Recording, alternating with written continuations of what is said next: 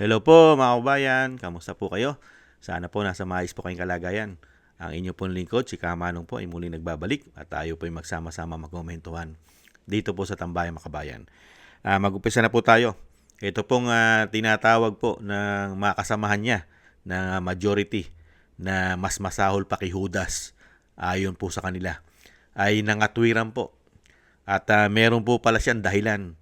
May dahilan po pala si Senator Chis Escudero.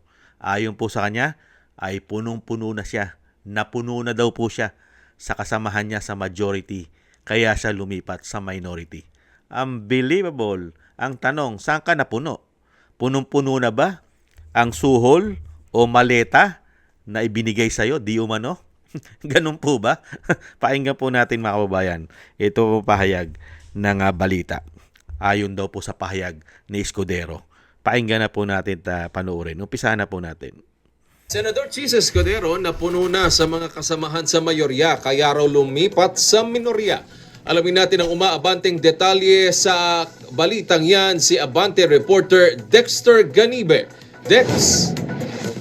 Yes, Wedge, hindi na daw masikmura ni Senator Chis Escudero ang mga hakbang ng dati niyang mga kasamahan sa Cayetano presidency, kaya siya nagpasyang umalis na at suportahan ang ngayon bagong mayorya ng Senado. Sa isang kalatas na nilabas ng kanyang opisina, sinabi ni Escudero na nahahadlangan na ng pagkakahati-hati sa politika ang kanilang mandato bilang mga senador. Nanindigan din si Senator Cheese na hindi political contest ang kanyang ginawang pagtalon sa Gatchalian leadership. Isaan niya itong pagtukod para sa Senado bilang isang institusyon ng kanyang ginawa ngayong hapon dahil ang kanyang katapatan niya ay hindi sa alinmang paksyon sa Senado o sa mga personalidad o grupo.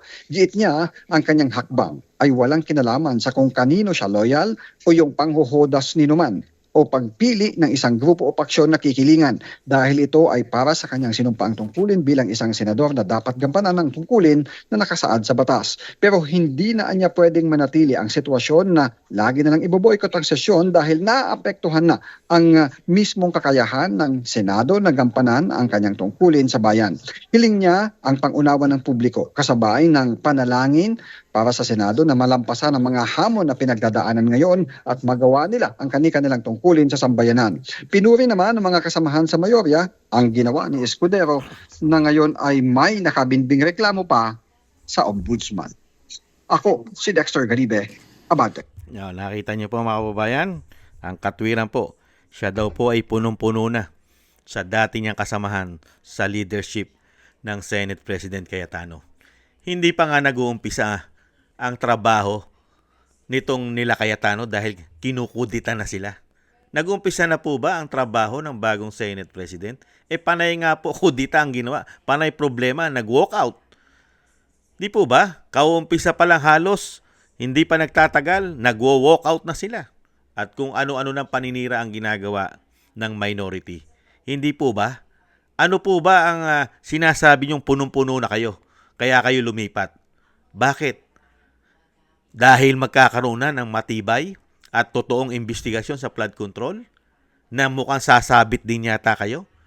At totoo po kaya ang sinasabi ni Senator Jinggoy na pag sumapi ka sa minority, kung may kaso ka man sa ombudsman, katulad mo, maabsuelto na ang kaso mo at may bonus pa na napakalaki?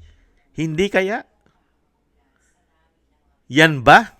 Yan ba sinasabi mong punong-puno ka na, kaya ka lumipat? Ano, punong-puno sa pakinabang di umano? At wala kang paninindigan?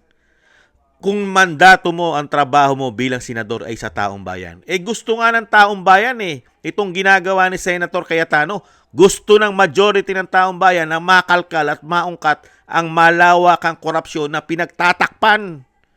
Hindi ba pinagtatakpan sa ombudsman di umano? Ganon din sa Kongreso, sa House, sa ICI, at yung dating Blue Ribbon Chairman, si Lacson. Hindi ba pinagtatakpan nila lahat ang katotohanan, ang malawakang korupsyon?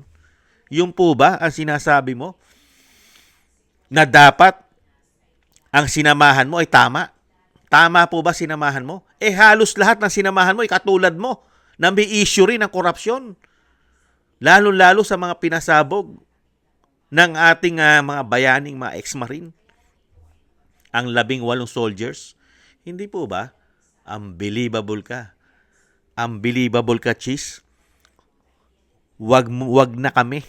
Wag mo na kaming lukuhin. Masyado ka ng halatado. Sanay na sanay ka talagang bumalimbing. Hindi po ba sanay na sanay kang bumalimbing, di umano? Hindi ka para sa taong bayan. Para ka sa sarili mong kapakinabangan at pang sarili mong interes. Hindi kaya. Ngayon, tanggapin mo ngayon ang majority ng taong bayan ay galit sa'yo. Ano ang tawag sa'yo ngayon? Mas masahol ka pa kay Judas. Ayon mismo yan sa mga kasamahan mo. Sa pangunguna na isang senadora nagsabi. Sino po? Si Senadora Villar. Di po ba? Nakita niyo po yan, si Camille Villar at yung mga kasamahan mo. At sinabi rin ni Senator Marcoleta yan, ang kakalas sa samahan ninyo na majority 13 ay mas masahol pa kay Judas. Ngayon, sa'yo yata tumama yon, hindi kaya? At napakababaw ng katwiran mo. Napakababaw po ng katwiran ni Senator Chis Escudero. Kaya siya lumipat sa minority. Dahil punong-puno daw po siya sa liderato. Hindi raw maganda ang liderato ni Senador Alan Cayetano. Nakita niyo po yon? Hindi po siya nagtatrabaho para sa tao. Hindi po siya nagtatrabaho para sa taong bayan. Tiningnan niya po yung personal interest niya. Pakinabang.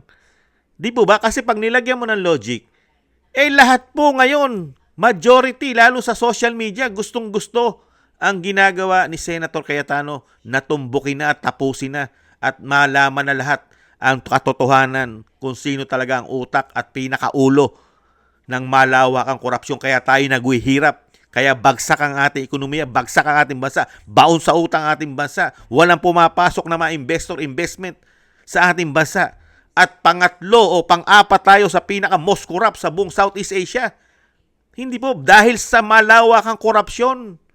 Tapos sasabihin mo, nagtatrabaho ka para sa tama? Nagtatrabaho ka sa taong bayan, ninanakawan ng taong bayan?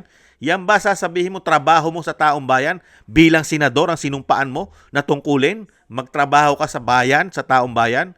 Ninanakawan ng pera ang taong bayan? Pero pilit niyong pinagtatakpan at ayaw niyo ibunyag ang katotohanan. Yan ba ang nagtatrabaho sa taong bayan? Na mismo pati ikaw, uulitin natin, ay may kaso ka na sa ombudsman.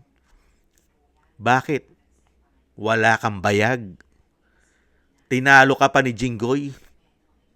Si Jinggoy, hindi natakot kahit may panunuhol, may suhol sa kanya at ilalabas din ni Jinggoy ang katotohanan sa tamang panahon. Excuse me po. Hindi po ba?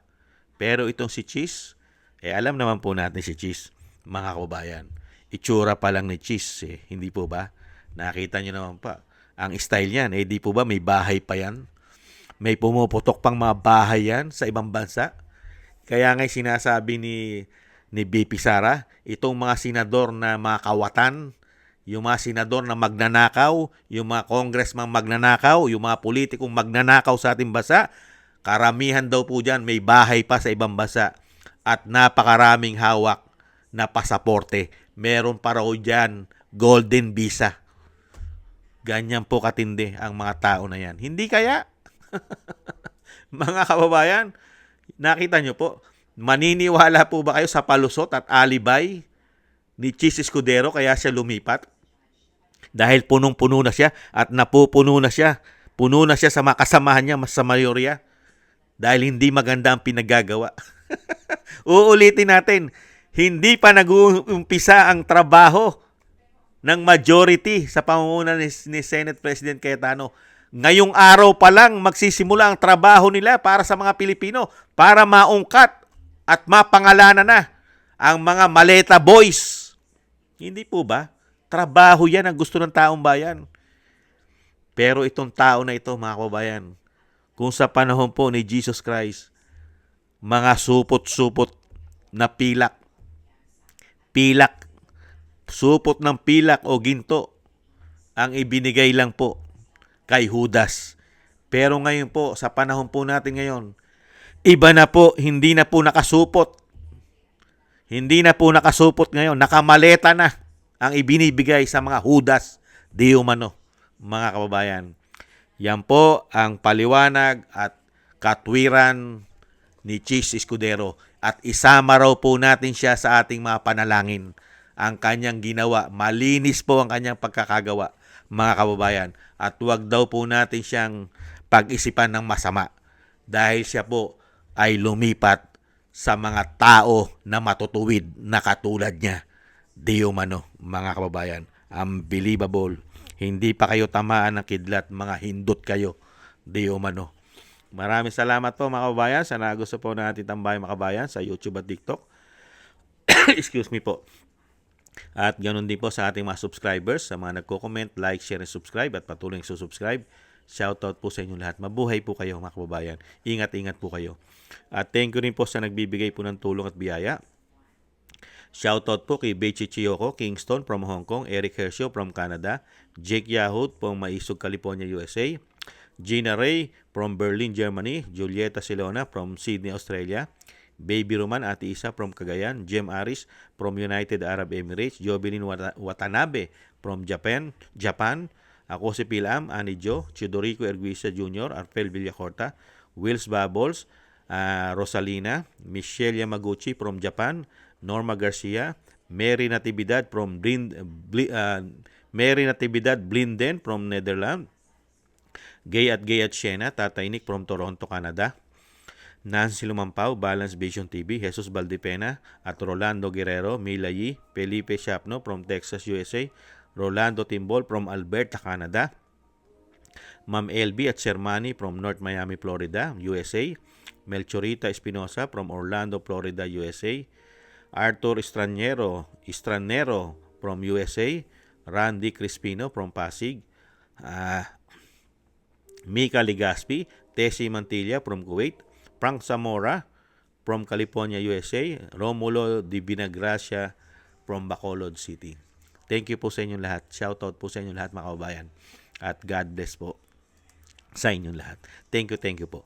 At ingat-ingat po tayo mga kababayan at samahan po natin ng maraming dasal at panalangin na tayo po ay maingatan sa pang-araw-araw na ating buhay.